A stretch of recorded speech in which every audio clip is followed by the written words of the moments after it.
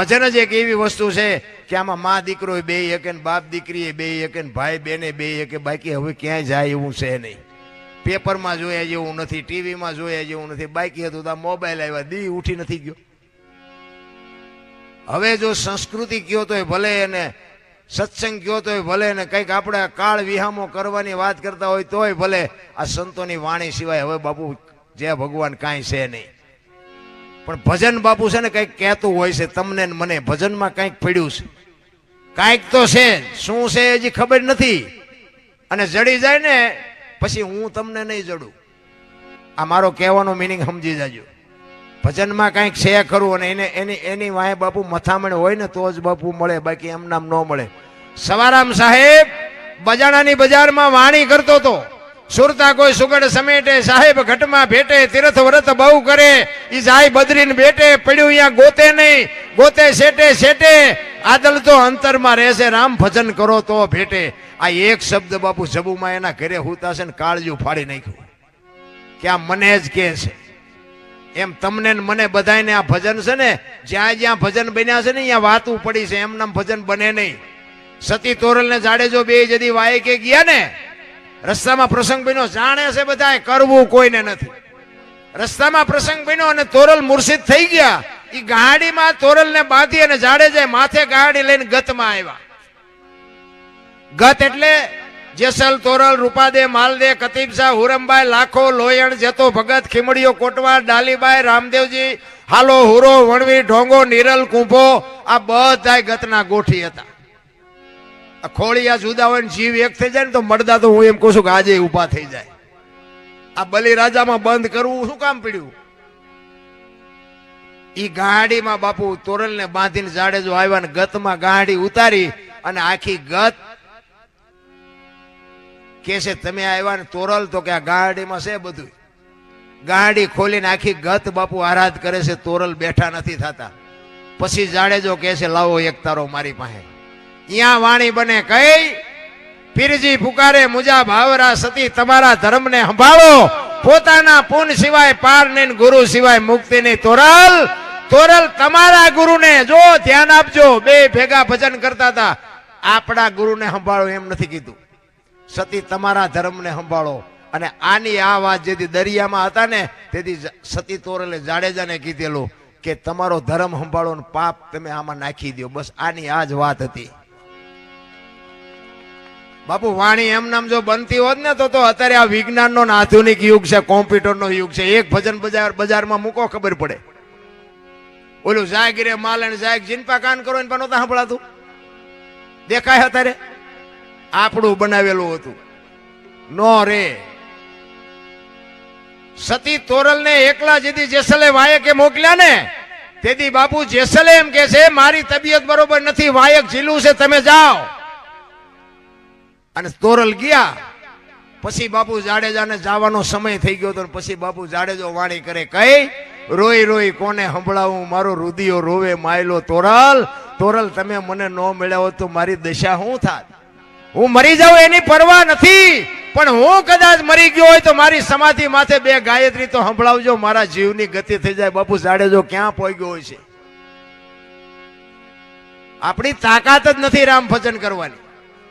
અને સતી તોરલ વાયકમાં ગયા. દાદા ઉગમસિંહ બાપુ ગાદી ઉપર બેઠા છે. 12 બીજના ધણીનો પાઠ છે, જોત ચાલુ છે.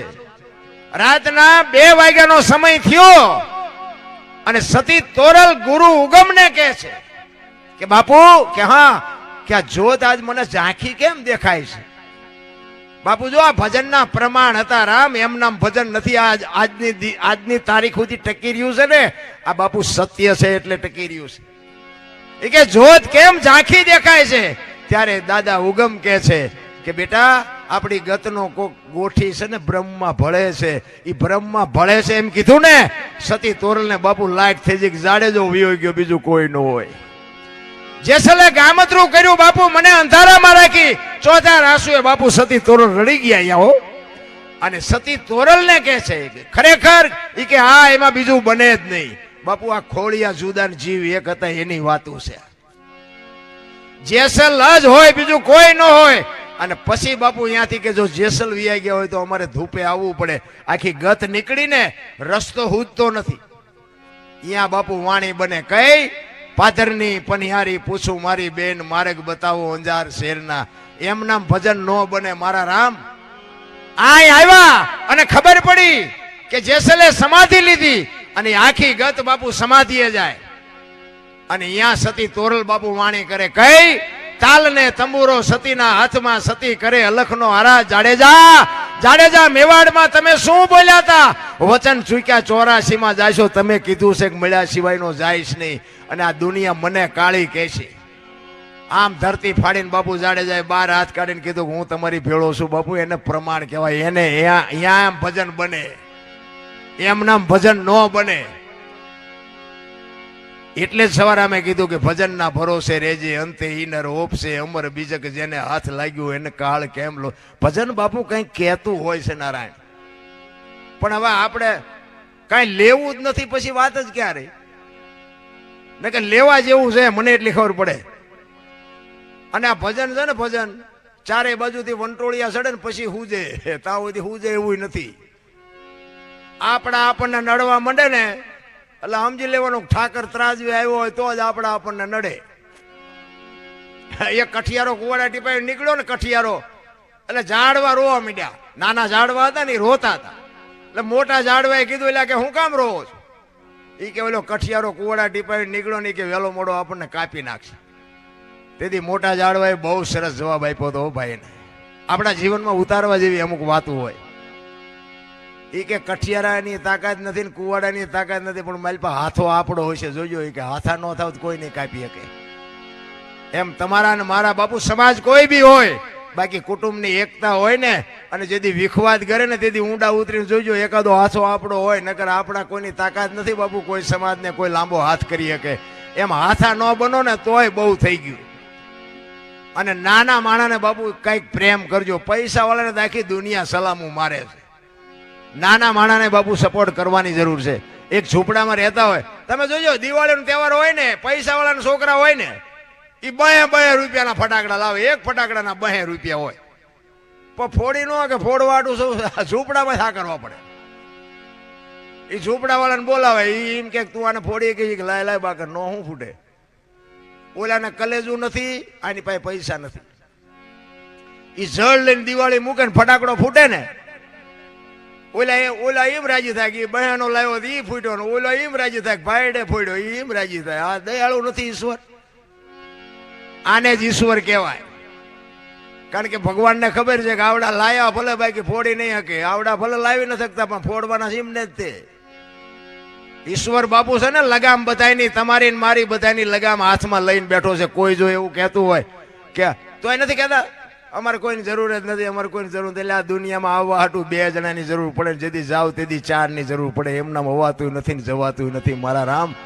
કોઈના વગર કોઈનું હાલે વસ્તુ બધી ખોટી છે રામ. ઉપયોગ ન થાવ તો કઈ નહીં, નડો નહીં તોય બહુ છે રામ. બાકી તો મારી આ માફ કરે છે. આપણે કર્યું એવું કોઈ દી વજન ઉપાડવાની વાત ન કરતા.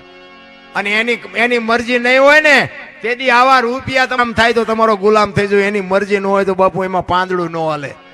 અને 1 રૂપિયો ન હોય ને આદરીને 2 જણ જો માં ભગવતી ભેળી હોય ને તો એમાં બાપુ ખીલીનો ખટકો ન થાય, કામ થઈ જ જાય બાપુ. પણ તમારો એવો નિખાલસ ભાવ હોવો જોઈએ કે અમારે કંઈક અમારી માં વાહે કંઈક કરવું છે. આવો જયારે ભાવ જાગે ને ત્યારે માં ભેળી જ હોય. અને માં છે ને, માં તો બાપુ માં છે. સોરું કસોરું થાય માવતર કોઈ દી કમાવતર થાય જ નહીં. એ તો આપણે ભૂલી જઈશ. બાકી માં ખબર છે મારક ભૂક્યો હોય તો સૂંટકો ભરે, પણ એ તમને મારી નો નાખે. ખોટી વાત છે. મને તો એમ થાય અમારે ત્યાં ઓલા જોનારા હોય ને એમ કે ઈવડે એ તો પેલા એમ કે તને નડે છે તારા ભાઈઓને મૂકવા પડશે.